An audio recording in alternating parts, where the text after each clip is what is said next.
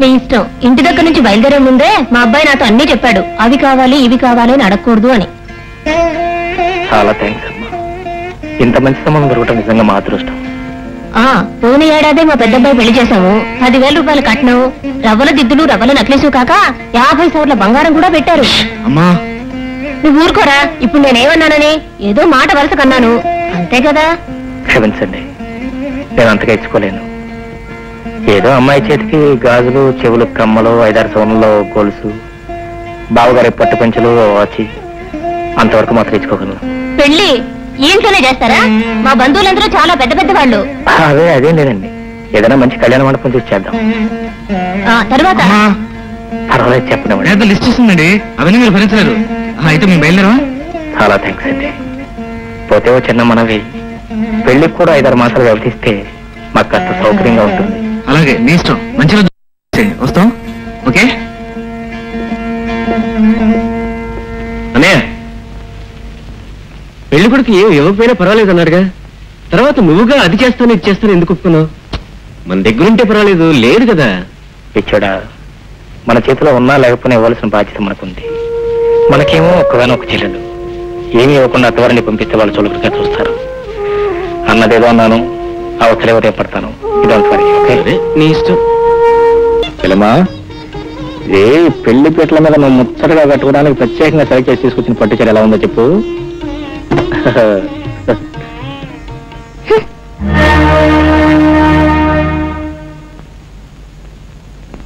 సరే, చైన్ తీసుకొచ్చాను చూడమ్మా. ఏమిటన్నయ్య మరి సన్నగా దారంలో ఉంది? అరే 4.5 సవర్ణం అది. కొంచెం లావుగా ఉంటే బాగుండేది. ఫోన్లే, మా ఆయనతో చెప్పి కొంచెం లావుగా చేయించుకుంటాను. ఇదేంటి గాజులా? మరీ తీగల్లో ఉన్నాయేమిటి? వీటికి ఎడింది ఏమమ్మా? ఆయన ఏమి అక్కర్లేదని చెప్పారు కదా, నువ్వే ఇస్తానని చెప్పి ఇలా చేస్తే రేపు చూసే వాళ్ళందరూ ఎగతాళి చేయరు. ఇంతకన్నా ఏమి చేయించని చెప్తే బాగుండేది. ఏదో నాకు చేతనే నేను చేశానమ్మా. ఇవన్నీ చూసి నువ్వు సంతోషిస్తావు అనుకున్నాను. సరే, నా దురదృష్టం. ఇదిగో, నేను అలా పెళ్లి మండపం దాకా వెళ్ళొస్తాను. అలాగే. రే రఘు, ఆ భజంత్ర విషయం తెలుసుకున్నావా? అప్పుడే చెప్పేశానన్నయ్య. హరి, నువ్వు నాతరా.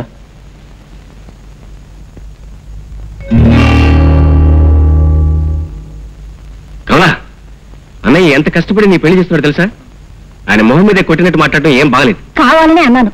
అన్నయ్య అలా చేయనే చేయడు.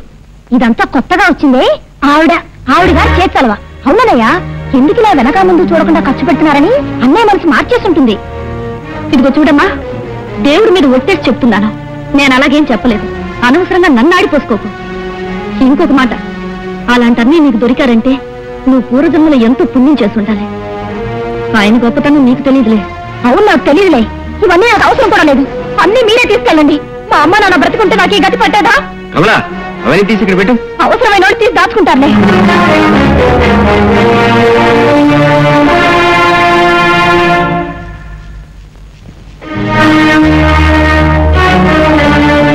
లలిత,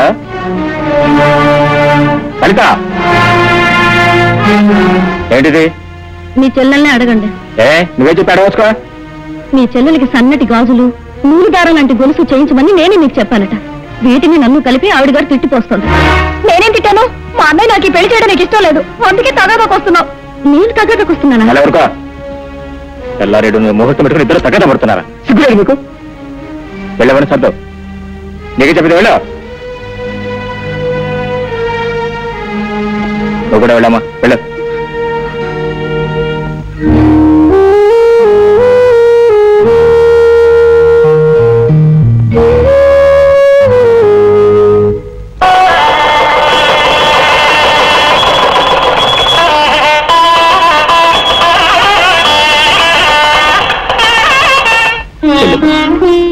నువ్వు అత్తవారింట్లో అడుగు పెట్టబోతున్నావు.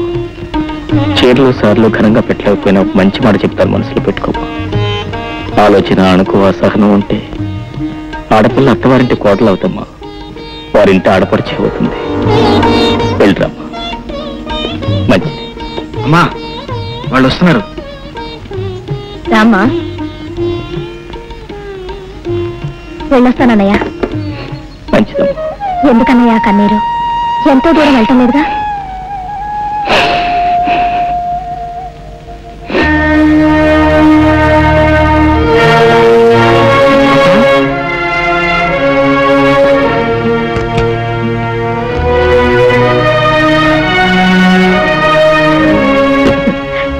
వెళ్ళొస్తానన్నయ్య, వెళ్ళొస్తానా?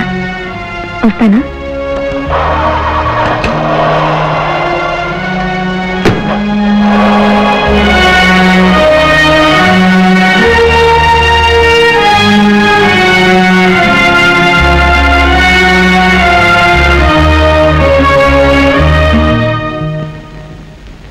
సరే, అడగటం మర్చిపోయాను. కమల వెళ్ళేటప్పుడు నీతో చెప్పెళ్ళిందా? ఏదో పిచ్చి పిల్ల అత్తారింటికి వెళ్ళే సంబరంలో మర్చిపోయింటుందేమో. అవునవును, చెల్లెలు వెళ్ళిపోతుందని మీరు కళ్ళ నీళ్లు పెట్టుకుంటే అన్నయ్యని వదిలిపెట్టి వెళ్ళిపోతున్నాను కంటతడి పెట్టుకోవడం కూడా మర్చిపోయింది. పాపం పిచ్చి పిల్ల. సరే సర్లే, పెళ్లి పనులతో వాళ్ళంతా పులిసిపోయింది. వెళ్ళి ఒక గ్లాస్ మజ్జిగ తీసుకురా. నిన్నే వీడికి అమ్మ పోలికని కొందరు, నాన్న పోలికని కొందరు అంటున్నారు. నిజం చెప్పాలంటే అచ్చం నా పోలికే కదా కమలా? నమస్కారం అత్తయ్య గారు. నమస్కారం. ఇదేనా బాబు రావడం? కూర్చోండి. ఇది మాలోనే ఇవ్వండి. కూర్చోండి. మీరు వచ్చారని నేను అబ్బాయితో చెప్పొస్తాను. అలాగే. ఏమో చెల్లమ్మా, బాగున్నావా? వీరి పోలిక ఎవరిది కాదమ్మా, నా పోలికే. మేనమామ పోలికొస్తే మహారాజు యోగం పడుతుందంటారు కదరాలుడు. చెల్లమ్మా, అల్లుని తీసుకో.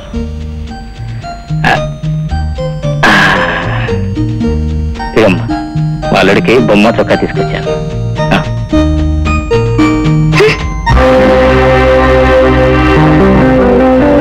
హలో బావా. బావగారు నమస్కారం అండి. ఇప్పుడు రావటం? ఏదో పనుండి రాలేకపోయాను. పర్వాలేదులే, మేము వెళ్ళొస్తాం బావగారు. ఇప్పుడేదో వచ్చింది, అప్పుడే నేను వెళ్తాం. లేదు, ఏదో అర్జెంట్ పని ఉంది, మరోసారి కలుస్తాను. సరే చెల్లమ్మా, వెళ్ళొస్తామమ్మా. ఏమిటి కావాలా? నిన్నేవాళ్ళు వెళ్ళిపోతుంటే కనీసం భోజనం చేసేవాళ్ళం ఏంటి?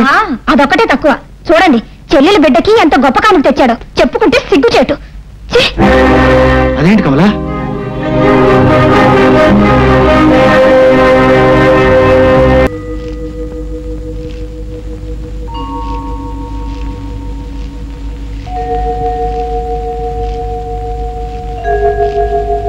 ఎవరయ్యాను? నేరుగా లోపలికి వచ్చేస్తున్నావు? నేను కమల అన్నయ్యని. అలాగా బాబు, కూర్చోండి, అయ్యగారిని పిలుచుకొస్తాను.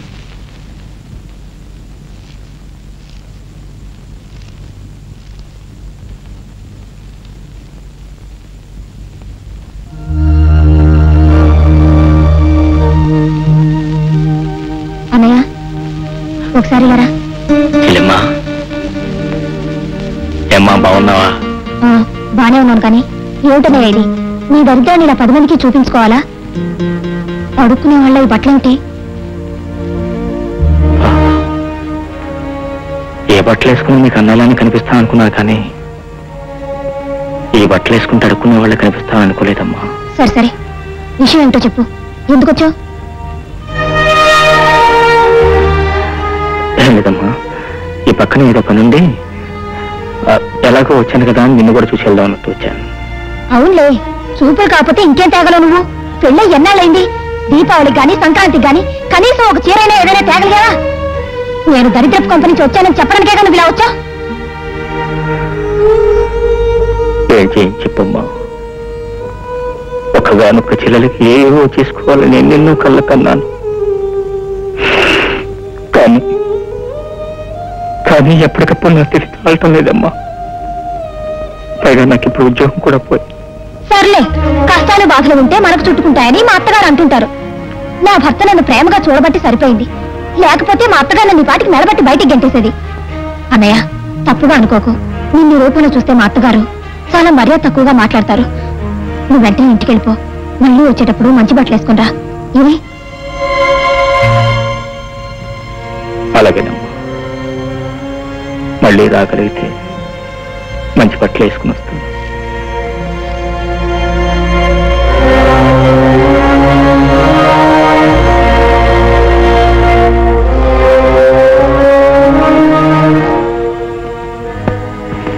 నా సంచేది.